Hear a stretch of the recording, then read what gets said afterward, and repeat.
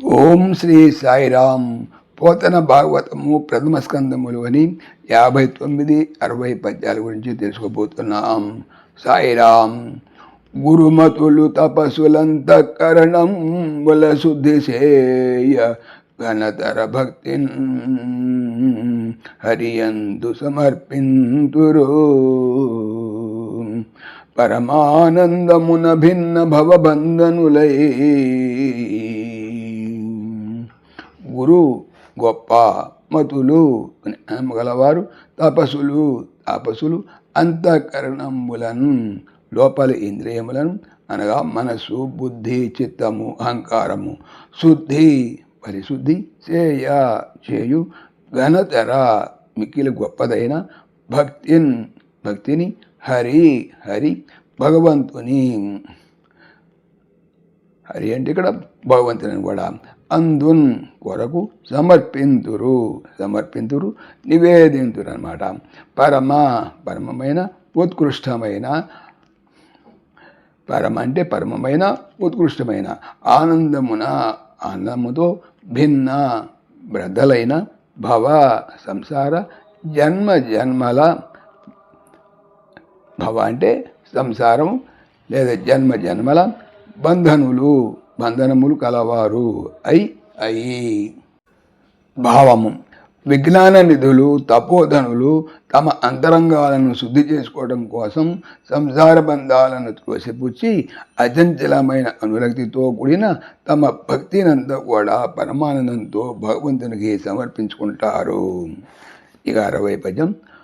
పరమ పురుషుడొక్కడాక్షుడు పాలనోద్భవనాశముల్ సురది జేయు ముకుంద పద్మజ శూలి సంజ్ఞల భ్రాకృత స్ఫురిత సత్వరజస్తంబుల బొందు అందు శుభస్థితుల్ హరిచరాచర కోటికిచ్చు అనంత సత్వ నిరూఢుడై. పరమ ఉత్కృష్టమైన పురుషుడు, పురుషోత్తముడు అనగా కారణభూతుడు, విష్ణువు ఒక్కడే అయినవాడు, ఆఢ్యుడు శ్రేష్టమైన వాడు, పాలనము, ఉద్భవించుట అనగా సృష్టి కూడా, నాశముల్ నశింపచేయుట దీన్ని మనం లయం అంటాం. స్వరిదిన్ వరుసగా చేసేటటువంటి ముకుందుడు విష్ణువు. ముకుంద అంటే ముకుందుడు విష్ణువు. పద్మజ బ్రహ్మ అనగా పద్మజ అంటే బ్రహ్మని కూడా అర్థం. శూలి శివుడు. శూలి అంటే శివుడు అని కూడా అర్థం. సంజ్ఞలన్ పేర్లతో ప్రకృతి నుండి స్ఫురిత వ్యక్తమైన సత్వము.